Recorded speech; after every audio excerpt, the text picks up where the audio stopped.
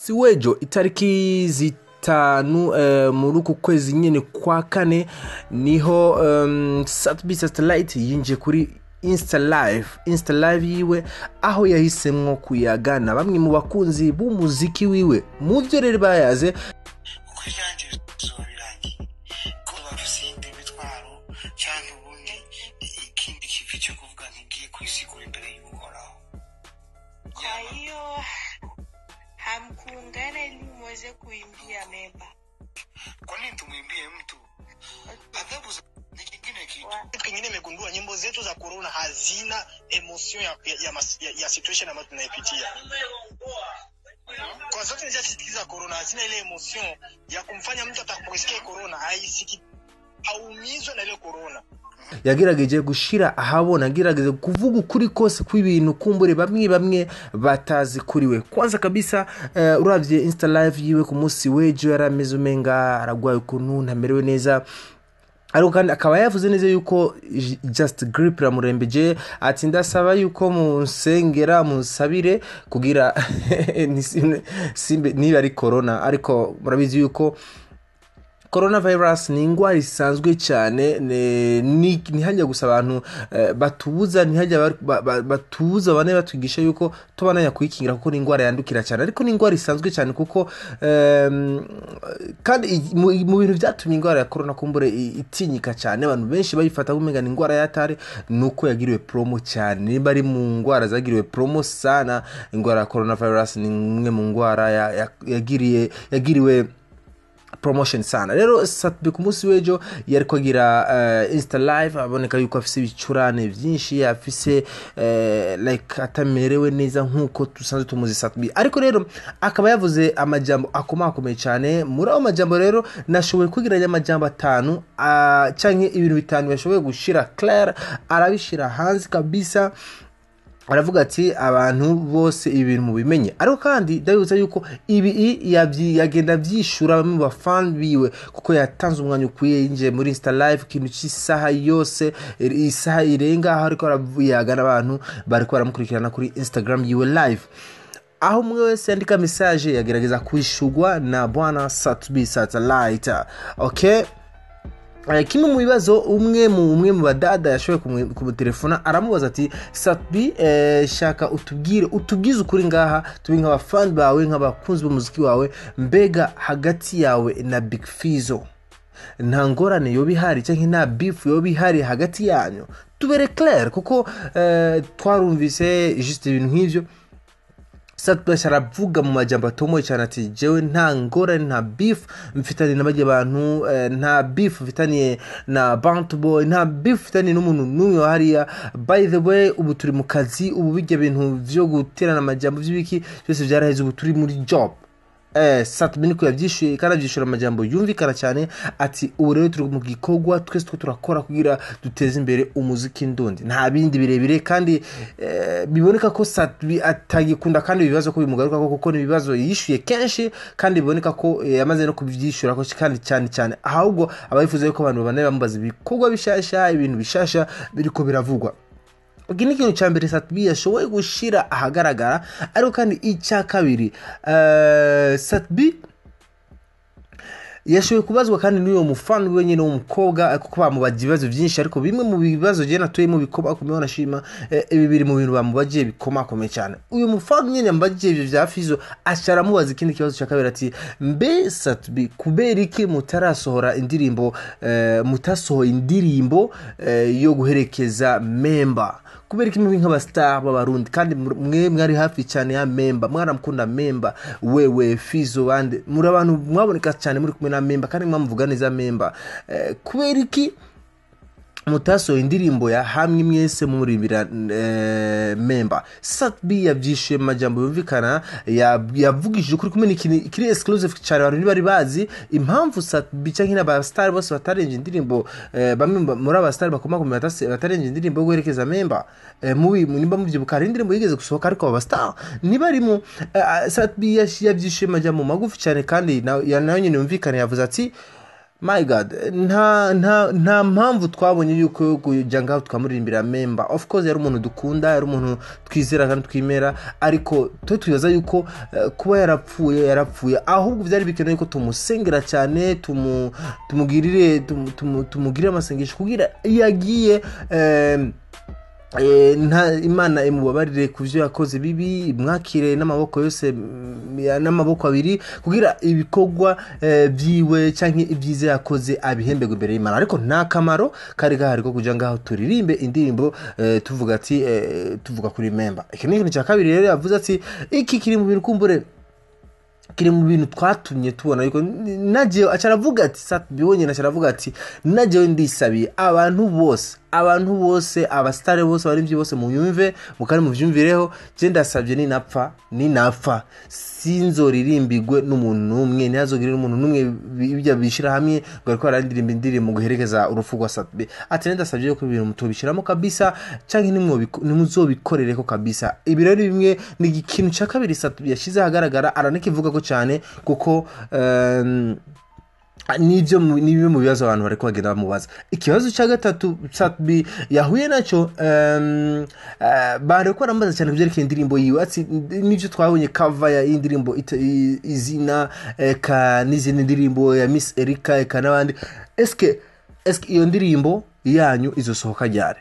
Satbi cyarabyishura ati indirimbo izina izosohoka itariki 10 z'ukwezi nyene kwa kane mwaka 2022 turimo nyene. Ni indirimbo izosohoka yitwa izina, ni indirimbo ziza cyane.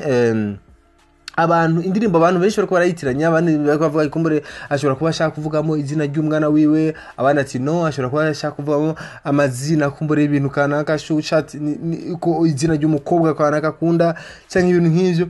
Ati iryo zina rero benshi bazorimenya iyo ndirimbo ni yasohoka, izosohoka na video official kabisa itariki 10 z'uku kwezi nyene. Ati abantu rero mwitegure neza, mwakirana iteka, indirimbo yanje izosohoka itariki 10 z'ukwezi kwa kane. Indirimbo yanje ya mbere rero izoba ije itavyosha muri 2020.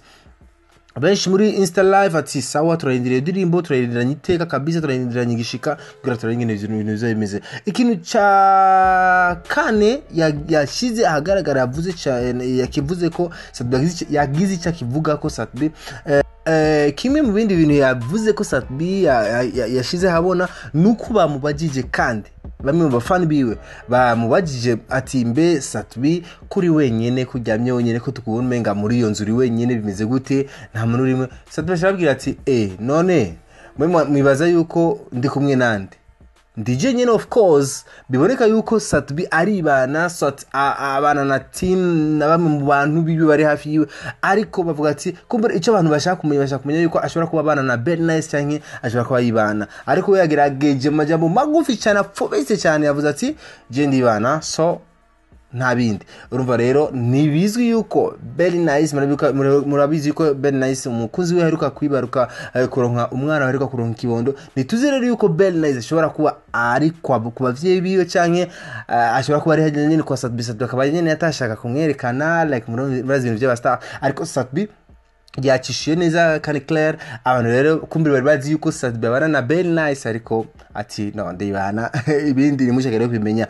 Voilà, kini kintu cya gatanu Satbi yagerageje kwishura abafana biwe kuri Insta live nibibazo yabagijwe canke ni vyiyumviro yahawe n'umwe mu bamenyesha makuru Ismail Niyonkuru yasanzwe akorera Radio Rema FM, muramuzi beshane, n'umwe mu bantu bagize ico bakoze cyane mu muziki w'u Burundi, wari mu mahanga atari mu gihugu cy'u Burundi, aho nawe nyine yagerageje kwinjira Insta live ya Satbi, aramutelefona Satbi live kabisa, baravugana bimwe mu byo Ismail Niyonkuru yambwiye ati kubera iki abarundi muriko musohora indirimbo kwanza mugerageje kuraba muriko musohora indirimbo hari amakampani atandukanye nka Regideso, Savano Regideso muriko muregira promo atavyo muzi, kuko mubwira abantu bakarabe n'amazi menshi, bigera bakaraba n'amazi menshi ni Regideso, n'amazi ya Regideso tukoresha cyane.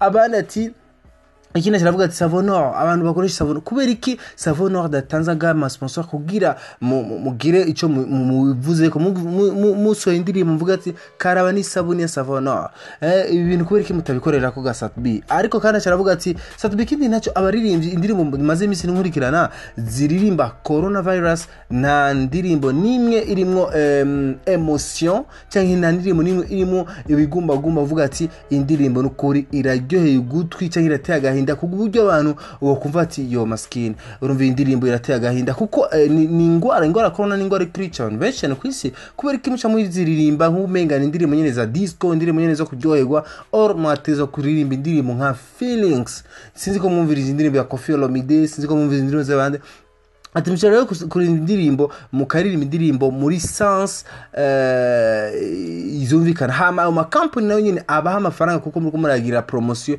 atavyo muzi ibiri vyumviro vya Ismail niyo nkuru yambwiye ariko Satbi muvyo yagerageje kumwishura ambwiye ati nk'amazi yo tuza kuyakoresha kuko byanki byakunda tuza kubikoresha so ati nimbara amasabuni nyene Savonor n'abandi tushobora kuzobiraba ibi rero ibintu rero Satbi yashize ni 5 Satbi yagerageje gusigurira abafan biwe kumbere bari bibaza yuko afitanye probleme na Bant Boy na ba Big Fizzo ati ntangora nafitanye nabo buni peace kabisa buni fresh amakuru y'urusaku hasi mfise n'ishukoro ngo bashobora no gukora indirimbo muri 2020 ariko nta byemeza bikwiye tubifitiye koko bashobora kuzokora indirimbo ariko bayikoranye byo byiza cyane ariko kandi bagiye ariko barimvira ati kubera iki Satbi atakusoye indirimbo yo kuririmbira member yabisiguye ngatwabivuze bagiye ariko barimvira indirimbo yiwe izina izo ari izina nyabaki izina rihe yavuze itariki iyo ndirimbo zosokaho ni itariki 10 z'ukwezi nyene ariko kandi aravuga ati ni indirimbo izoba ivuze kamu izina y'ikintu kanaka swat izina ry'umuntu kanaka bose rero mutegure kuyumviriza kwizosokana clip abandi ati abari ko ari ati Satbi abana nande ashobora kuba yibana wenyene of course yagerageje kuvyishura kiri naco Satbi mu ikintu cya nyuma cya gatanu ni vyumviro yagerahabwa na Ismail niyo nkuru adiremera yuko agiye kubikorera ko agiye no kuvyakirana amaboko abiri kuko ni vyumviro vyiza cyane murakoze cyane je nitwa Isaac Classic nabonye yuko twotiramana namwe muri no story yari kiravugwa kuri Instagram ya Bwana Satbi benshi bari bashaka kumva ivyo Satbi avuga kuvyerekeye ibintu yagerageje rero kubisubira neza yabivuze neza reka tubare tubashimira gira subscribe like na share group na ironka za stories zose ziko ziravugwa in town. My name is Isaac Classic, okay? Merci cyane wo maze kugira subscribe ariko ndabasaba cyane kucyubahiro cyane ndazi ko mu nkunda ndabakunda namwe cyane ndasaba yuko mufata ino link muyihanahane mu Facebook ma groupe ya WhatsApp ekana handi kugira stories zacu zibandanye zishikira abarundi benshi bashoka cyane ku isi. Isaac TV ishike kure cyane maze dufatane amaboko dutezanye imbere nico kivugo cyacu twese. Murakoze cyane Lokinene, bye, chapa ilale. Ukujyanje bizoba birangiye ko bafise indi mitwaro cyane ubundi ikindi kivi cyo kuvuga ngiye kwisigura imbere y'uhoraho. Kwa hiyo hamkuungana ili muweze kuimbia memba. Kwisi tu kufa. Kwa nini tumwimbie mtu? Adhabu ni kingine kitu. Wai hamjaungana basi muimbe nyimbo moja ya corona. Tumeimba nyimbo. Mimi nimetoa nyimbo ya corona juzi. Alafu tumefanya Masterland. Nimefanya haijatoka. Imetoka hiyo. Basi itakuwa nivyo sindi update mishingai igitatu nivyo. Ifo kuba update. Yata mega man. So urahari. So thank you so much murakoze. Tureke n'abandi Nagiye kuera kenshi na manashatse ko tuyaga mugabo bikanga kandi ndumufanzi wa Vema. Thank you so much. Thank you.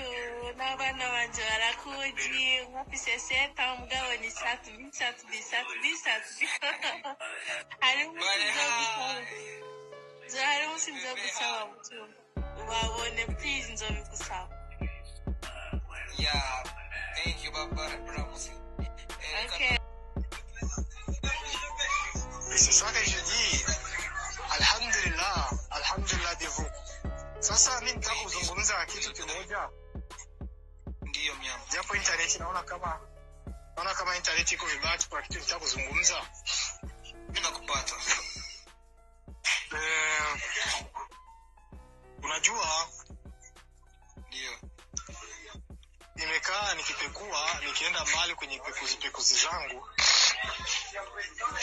Kwanza niko na kilio ndio maana naona sijapost chochote. Babu yangu alikufa, nipigiwa simu jana kwa kufa. Sasa niko mkilio kuanzia jana. Ndio maana hata sijapost chochote. Alafu unajua kitu kimoja ambacho nimegundua kingine. Ndio. Ambacho kimuziki kwenye kipindi hichi cha corona tunafanya herere. Unajua tunafanya herere aje? Ndio. Kuna shirika kama Regideso. Wanapata hizo. Ndio nakupata. Tunaipa promo papa. Tunaipa promo. Kivipi? Tuache Regideso. Honoro tunaipa promo. Voilà. Satbi is a big name. Satbi is a big name. Master Burundi, Fariaz, Loilo, au ni big name. Nisha nisikilize. Ndio. Kuna watu 45 ambao wanakutizama size. Unanipata vizuri? Yes. Sio mtu wa kawaida, Kikwetu sio mtu wa kawaida. Sasa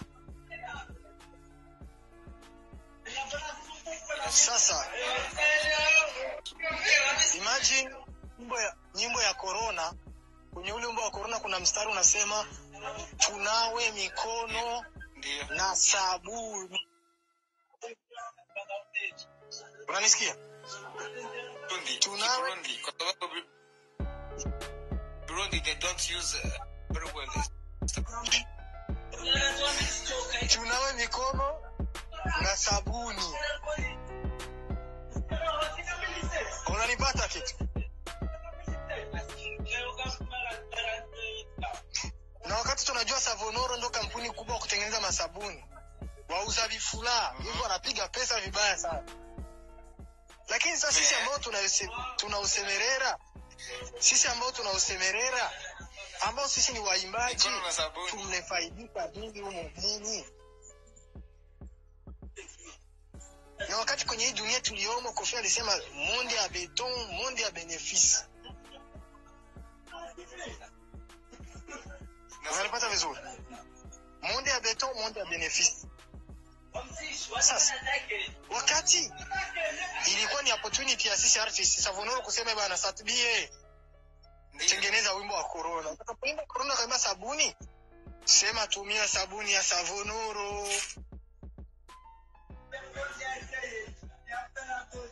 Unanisikiliza? Ndio. Unanipata vizuri kidogo? Ndio.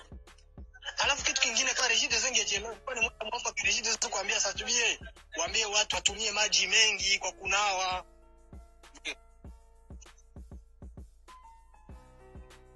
Unanipata vizuri? Hiyo ilikuwa ni yangu katika zangu alafu kitu kingine nimegundua nyimbo zetu za corona hazina emotion ya situation ambayo tunaipitia. Kwa zote nilizosikiza corona hazina ile emotion ya kumfanya mtu atakaposikia corona haisiki aumizwe na ile corona. Unanisikiliza? Mimi nakupa mfano Iwachu. Nakumbuka wimbo Iwachu ambao unabeba album ya Iwachu. Unanisikiliza? For 100%, ukiusikiliza iwe ane ambao ulitokea Jessica Amena, lazima kuna kitu ambacho kitajijenga katika kichwa chako. Kitakupatia simanzi kwa sababu bado kuna kitu likitumiwa ndani, sijui nikizungumziaje hicho kitu ambacho kina ule laini kutokana na situation. Je sais pas parce que kama ulikuwa ulipitia situation ndio ukajua situation ukatengeneza kitu kama kile, I don't know. Lakini